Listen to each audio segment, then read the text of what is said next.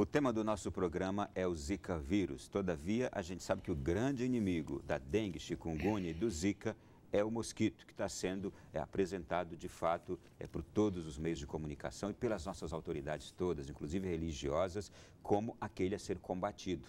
Então, doutor, combater. Inclusive, as autoridades estão tomando providências no sentido de que lugares, terrenos baldios, lugares abandonados, imóveis fechados que não estejam, por exemplo, fazendo um limpa, podem ser invadidos para que ali o poder público chegue e veja se há foco do mosquito, né? Eu acho que essa colaboração da população, ela tem que existir diante de uma coisa que a gente estranha, né? Diante de tanta tecnologia médica disponível e tudo, a reemergência desse tipo de doença e cujo controle passa por esse tipo, né, de procedimento, é preciso que realmente haja uma abertura, uma educação da população. De qualquer maneira, eu acho que os governos estão fazendo isso. E de uma maneira que eu diria civilizada. É importante isso. Quer dizer, em nome da prevenção da doença, eu não posso quebrar certos direitos. Mas é necessário que haja uma colaboração. E às vezes não há. E uma colaboração comprometida. Comprometida, é exatamente isso. É uma participação de compromisso, porque é para todos. E isso interessa a todos. E por isso que eu digo, isso é uma maneira também, nessa emergência, nessa crise aí sanitária, é uma maneira também de se educar a população, mas buscando exatamente isso, a colaboração efetiva, uma participação assim direta para dizer o seguinte, eu estou fazendo a minha parte. Isso é uma coisa que a gente tem que buscar, porque nessas horas, tá certo, você tem a possibilidade de educar a população.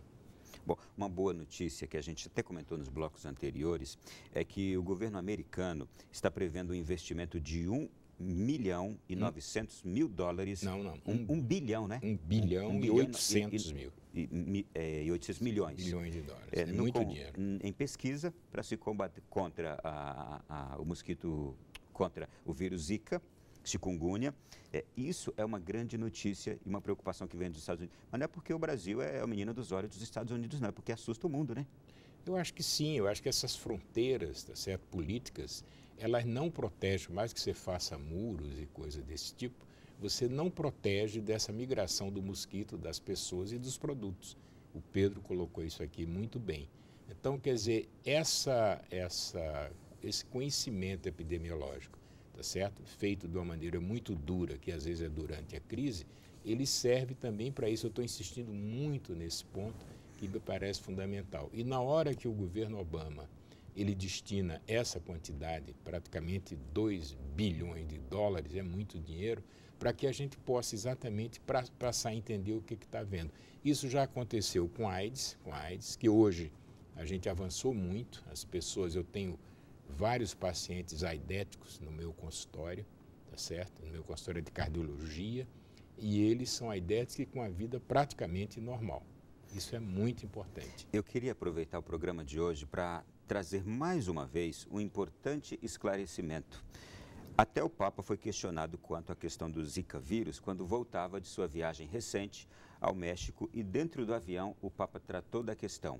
Quando foi lhe perguntado sobre o que fazer, aí o Papa fez uma declaração para um caso específico, ele disse, em determinadas situações, para evitar o aborto, e isso quando se cogitou, bem uns 2 ou 3 meses atrás, fortemente, de que havia a ligação quase que certa de que o Zika vírus provocava a microcefalia em mulheres que estavam grávidas, em bebês de mulheres grávidas. E foi feita uma pergunta nesse sentido ao Papa. E aí o Papa fez a declaração seguinte: em determinadas situações, para evitar o aborto, é preferível que se use métodos que evitem a concepção. Não significa que ele está dizendo que é liberado ou que está permitido o aborto a partir daí. Isso tem que ficar bem claro para a sociedade. Quem disse isso foi o doutor em teologia, padre Mário Marcelo Coelho. E disse mais ainda, nesse sentido, o Papa quis dizer, nesses casos, como por exemplo Zika vírus, pode-se usar um método que impeça a fecundação, isto é, a gravidez, em vez de fazer o aborto. Isto é, se a mulher disser assim, eu vou ficar grávida, mas aí, se o bebê tiver microcefalia, eu vou abortar. Então, explicando bem,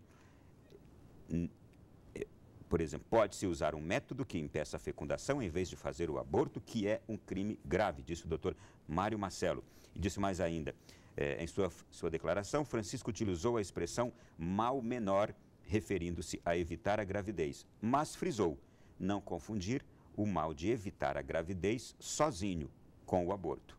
Evitar a gravidez não é um mal absoluto, isto é, usar um anticoncepcional não é um mal absoluto. Entre fazer um aborto, que é matar uma criança, que aí é um mal absoluto, que já está no útero da mãe, e usar um método que evite a fecundação, então que se use um método que evite a fecundação. É um mal menor em relação ao aborto, usar um método contraceptivo, explicou o doutor Mário Marcelo, aqui esclarecendo a declaração do Papa.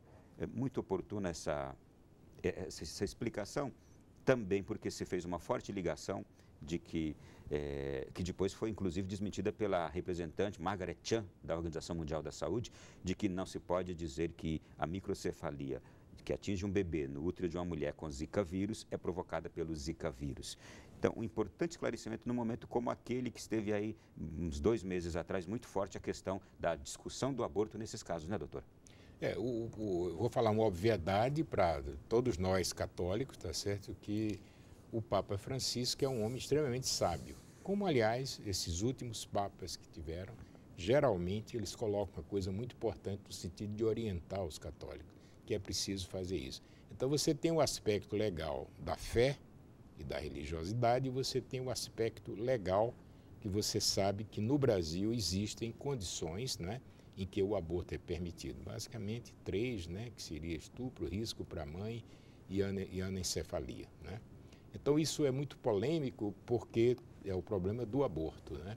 Mas eu acho que colocar dessa maneira, eu diria uma maneira extremamente civilizada, correta, de se educar a população, católicos e até não católicos de outras religiões. Quer dizer, a palavra do Sumo Pontífice, ela tem um valor muito grande no sentido também de acalmar.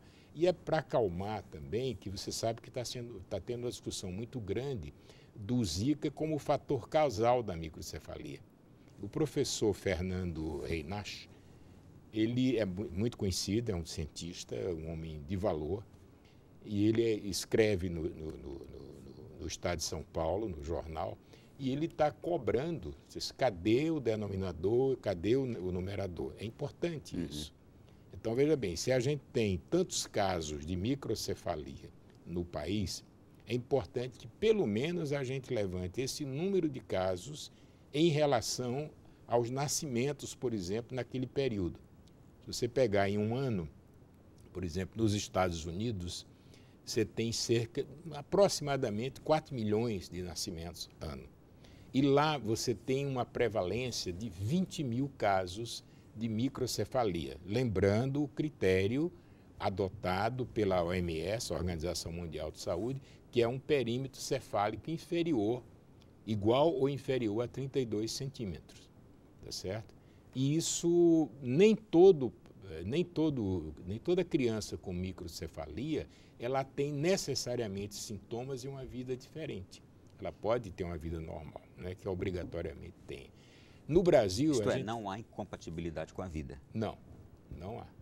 Agora, há uma carga de cuidados extremos, sim, necessários. E dolorosos. Dolorosos, que essa família tem que fazer com essa criança. Quer dizer, é uma forma até de reeducação em relação a essa responsabilidade. É uma coisa muito bonita, sem dúvida, mas muito dura também, tá certo? Então, por outro lado, aqui no Brasil você tem cerca de 3 milhões de nascimentos ano. Nós aqui nascemos um Uruguai por ano, que nós aumentamos aqui o nascimento, contrabalançado pelos óbitos. Mas, de qualquer maneira, se nos Estados Unidos você tem em 4 milhões de nascimentos, cerca de 20 mil casos de microcefalia, eu não estou falando da relação Zika, microcefalia, estou falando da relação geral, aí você teria uma previsão de 15 mil casos de microcefalia no Brasil, por ano, desses 3 milhões de nascidos. Ora, o que aconteceu é uma coisa diferente, quer dizer, ele tem razão no aspecto, o professor Fernando Reinach, mas, por outro lado, tá certo, aconteceu uma coisa diferente. Na Bahia, 2014, e em Pernambuco agora, a partir de agosto de 2015. é uma expressão muito elevada, tá certo, do vírus Zika e uma expressão muito elevada também de microcefalia com achados, tá certo, comprovados de calcificação, de alteração do tecido cerebral, tá certo? Então, isso aí é preciso que a gente faça alguma coisa. E eu repito, a palavra do Papa, ela é extremamente sábia nesse sentido, porque discutir aborto em cima disso, eu tenho a impressão que é a gente fazer um desvio nesse momento para esse tipo de caso, porque a sociedade civil é que vai ter que responder a isso, se vale a pena ou não se pensar em aborto. Claro que alguns grupos estão interessados também em fazer a discussão sobre isso e a gente tem que respeitar, tem que ouvi-lo, mas fazer uma ponderação disso, um equilíbrio disso. Muito bem. Nós temos, inclusive, agora uma participação especial que é do presidente da CNBB, arcebispo de Brasília, Dom Sérgio da Rocha, falando sobre a igreja também entrar nesse combate ao mosquito Aedes aegypti neste momento importante. Vamos ouvi-lo. O aborto não é resposta para o vírus Zika. Mobilizando a população, contando com as igrejas, mas sobretudo com o empenho do poder público. Nós não podemos enfrentar esse problema só como igreja. As igrejas se unem, mas elas têm necessidade de um trabalho sério e continuado do poder público. Não se pode apenas colocar em pauta esse assunto no momento de emergência. É justo que nesse momento se dê uma atenção toda especial. Mas o combate ao mosquito Aedes aegypti deve ocorrer continuadamente. Não é algo que se resolve isoladamente ou num único momento. Palavras do presidente da CNBB. Ele trouxe aqui os 3 eixos principais: medidas preventivas, campanhas educativas e ações governamentais que possam, de fato, combater esse mosquito em todos os lugares onde ele estiver.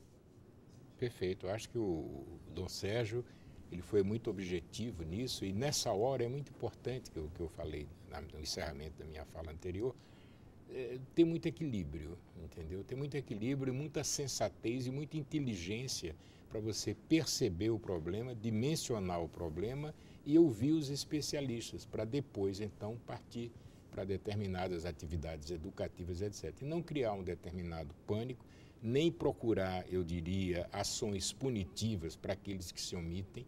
Eu acho que é cedo para isso. A gente não pode colocar essa punição na Melhor frente. focar na ação. Na ação e outra coisa, na coisa educativa, como você acabou de falar há pouco. Uma coisa participativa e compromissada. É um termo muito feliz esse que você usou. É o compromisso, tá certo? Eu tenho responsabilidade na prevenção dessa doença, de evitar que as pessoas adoeçam. Esse é que é o ponto, eu diria. Chegando já no final do nosso programa, doutor Janiberto, eu vou ilustrar com um exemplo inusitado que encontrei. Prefeito institui dia de jejum e oração para combater a Aedes aegypti em seu município. É a pequena cidade de Goiandira, em Goiás. O prefeito lá se chama Eric Marcos. Ele adotou uma estratégia. Sexta-feira, 19 de fevereiro, assinou um decreto instituindo o dia de jejum municipal como uma das ações de combate ao mosquito na cidade.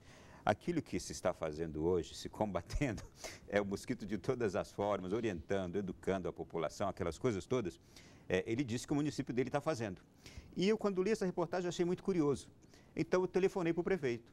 E aí, quando eu liguei na prefeitura, imaginei que seria atendido por uma atendente, por uma recepcionista. Ele mesmo atendeu o telefone. E aí, então, eu falei, eu gostaria de falar com o prefeito Eric Marcos. Ele, pois não, sou eu. Eu falei, o senhor atendendo o telefone, prefeito? Aqui é assim mesmo, 5.000 e poucos habitantes do município. Eu disse, prefeito, que iniciativa foi essa do senhor aí? Ele disse, olha, eu sou um homem temente a Deus, eu sou presbiteriano. E quando nós aqui resolvemos combater esse mosquito, porque aqui no estado no interior de Goiás está muito forte, fizemos tudo que precisa ser feito em nível humano e governamental, orientamos a população, estamos saindo às ruas para combater o mosquito, mas eu falei, antigamente as pestes eram combatidas, ele disse, na Bíblia as pestes eram combatidas com oração. Então ele instituiu o dia de jejum e oração para combater o Aedes aegypti na cidade. E aí eu trouxe e o entrevistei no programa da rádio pelo telefone e eu fiquei extremamente impressionado com a atitude dele, corajosa, de uma atitude de fé num momento como este. Aí, sobretudo, a gente pergunta, mas prefeito, mas está sendo feito também aquilo que precisa ser feito como na esfera natural. Ele disse, estamos fazendo tudo, mas também vamos rezar. É isso? Eu concordo, eu acho que a oração ela tem um poder muito grande e tem muita gente que realmente às vezes negligencia o poder da oração. O que eu acho curioso é uma autoridade pública de um Estado laico, né? Trazer o senso de religiosidade. Aí não obrigou não, ele disse que quem quisesse, chamou a cidade. Inclusive nós estamos na quaresma, eu não sei se a liturgia evangélica guarda essa similitude nossa. Sim. Que a gente está vivendo o período da quaresma. E também, talvez, no município dele, para muita gente, o jejum não seja uma coisa assim tão estranha. É verdade. Para alguns, a oração pode ser isso. Mas, para outras pessoas, o jejum já é uma coisa que faz parte do seu dia a dia, pelas suas dificuldades econômicas e sociais. Mas eu acho uma coisa válida, tá certo, que você pode criticar por um certo exagero, por essa coisa do Estado ser laico, e não um Estado, né, religioso, mas eu acho que é uma coisa válida para dizer, olha, o problema é de tal envergadura que é preciso que a gente coloque essas orações, tá certo, que eu acho que sempre ajuda. Eu tenho amigos que rezam todo dia pela paz mundial, eu acho que isso é válido, é você criar, tá certo, um momento, tá certo, de oração, de congraçamento com toda a humanidade para fazer isso. Eu não teria nenhuma crítica a fazer ao prefeito, se não essa de perguntar. Mas, afinal de contas, o Estado é laico. Mas eu acho que é uma coisa válida para uma comunidade relativamente pequena, de 5.000 pessoas, e que Deus ajude para que lá realmente não aconteça a zika e provando também o poder da oração. Porque eu acho que uma epidemia dessa, se é que ela vem com essa intensidade, e tem gente que está prevendo isso, né? Aí é que a gente tem que imaginar que é preciso usar de todos os métodos que são válidos. E esse método não prejudica ninguém. Obrigado, doutor Geniberto. Foi um prazer tê-lo aqui e debater essa questão tão importante. Eu que agradeço, é uma honra, é uma obrigação nossa estar aqui. E tomara que a gente tenha ajudado a criar um clima favorável ao combate a essa doença. Com certeza. Gente. A você que esteve conosco, obrigado também. Esse programa pode ser revisto na internet. Entre depois na nossa página no YouTube também. Procure Além da Notícia. E se Deus quiser, semana que vem estaremos de volta aqui na Canção Nova neste mesmo horário. Até lá, boa noite, bom sono e obrigado.